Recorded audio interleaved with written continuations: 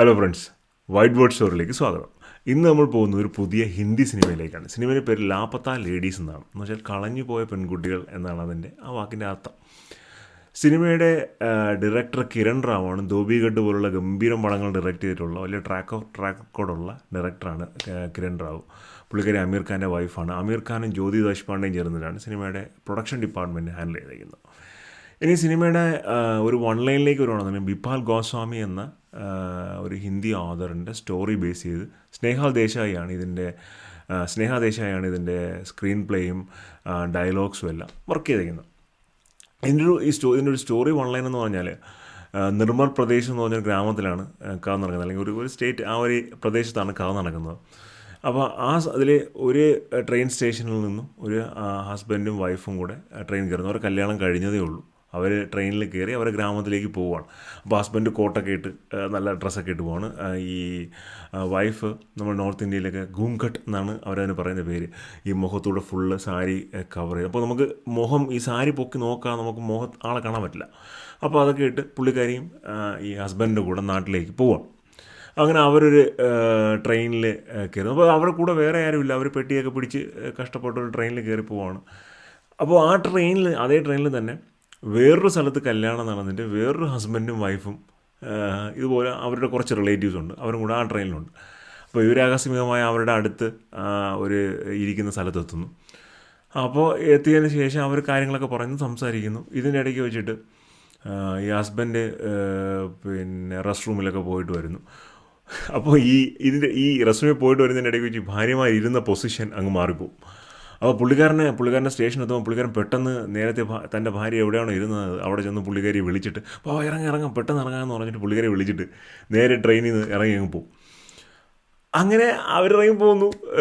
കുറച്ച് കഴിഞ്ഞ് ഈ ട്രെയിൻ വേറൊരു സ്ഥലത്ത് നിർത്തുന്നു.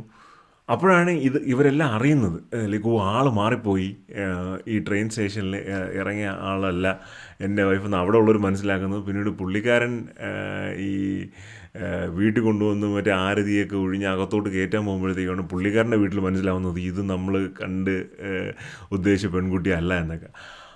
അതാണ് സിനിമയുടെ ഒരു വൺ ലൈൻ. പിന്നീട് അങ്ങോട്ടുള്ള സ്റ്റോറിയും അവരുടെ കഥയുമാണ് സിനിമയുടെ ഒരു ട്രാക്ക് എന്ന് പറഞ്ഞാൽ. ഇതിൻ്റെ ആക്ടേഴ്സായിട്ട് വരുന്നവരെല്ലാം റിലേറ്റീവ്ലി ന്യൂ കമ്മേഴ്സാണ്. അതിൽ രവി കിഷൻ എന്ന് പറഞ്ഞ ആക്ടറുണ്ട്. പുള്ളിക്കാരൻ ഒരു പോലീസ് ഓഫീസർ റോൾ വരുന്നുണ്ട്. പുള്ളിക്കാരൻ ഇതിനു മുമ്പ് കുറച്ച് സിനിമകളിലൊക്കെ വന്നിട്ടുണ്ട്. സ്പർശ് ശ്രീവാസ്തവ എന്ന് പറഞ്ഞിട്ട് ഇതിൻ്റെ ലീഡ് ഹീറോ വരുന്നുണ്ട്. ഈ സ്പർശ് ഗംഭീരം പെർഫോമൻസാണ്. പുള്ളി ജംതാര എന്ന് പറഞ്ഞിട്ട് ഒരു നെറ്റ്ഫ്ലിക്സിൻ്റെ ഇതിന് മുമ്പുള്ളൊരു സീരീസ് ഉണ്ട്, ഞാനത് റിവ്യൂ ചെയ്തിട്ടുണ്ടായിരുന്നു.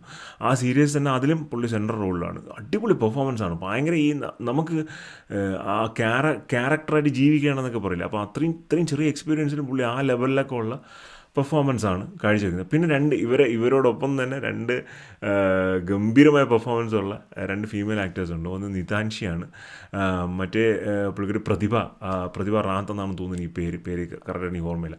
ഇവർ രണ്ടുപേരും ഗംഭീര പെർഫോമൻസാണ് ഈ സിനിമയിൽ. അപ്പോൾ ഇതിൻ്റെ ആക്ടേഴ്സ് എല്ലാം തന്നെയും അടിപൊളി പെർഫോമൻസാണ് ഈ സിനിമയിൽ. അത് നമ്പർ 1. പക്ഷേ അതിനേക്കാൾ ഉപരി ഈ സിനിമയെ നമുക്ക് വളരെ പ്രിയപ്പെട്ടതാക്കി മാറ്റുന്നത് അതിൻ്റെ സിനിമാറ്റോഗ്രാഫിയും അതിൻ്റെ സ്ക്രീൻ പ്ലേയും ഡയലോഗ്സുമാണ്. മനോഹരമായ ഡയലോഗുകളാണ്. നമ്മൾ പല സ്ഥലത്തും ആ ഡയലോഗുകൾ കേൾക്കുമ്പോൾ നമ്മുടെ മനസ്സിൽ തങ്ങി നിൽക്കുന്ന ഒരുപാട് ഡയലോഗുകൾ, നല്ല നല്ല ഫ്രെയിമുകൾ ഈ സിനിമയിലുണ്ട്.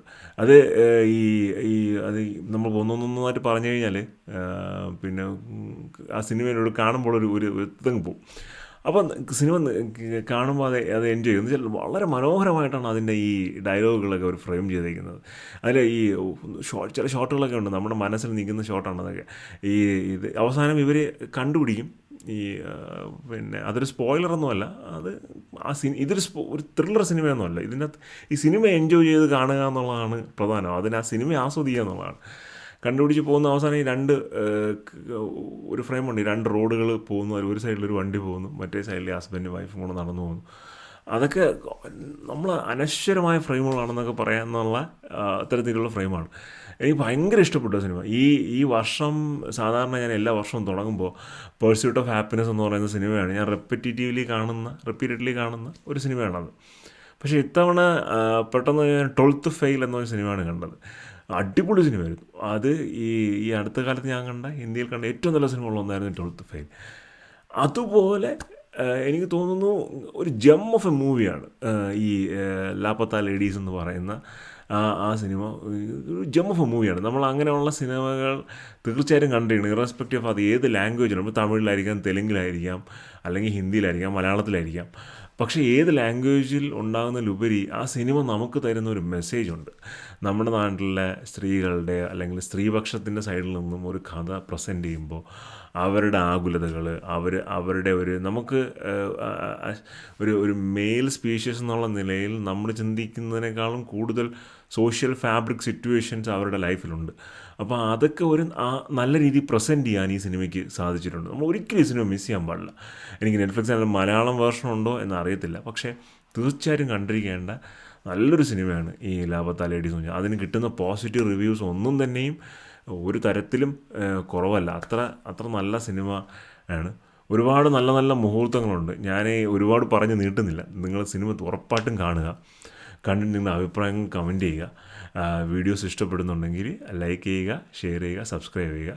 അപ്പോൾ മറ്റൊരു വീഡിയോ ആയിരിക്കും. ബൈ.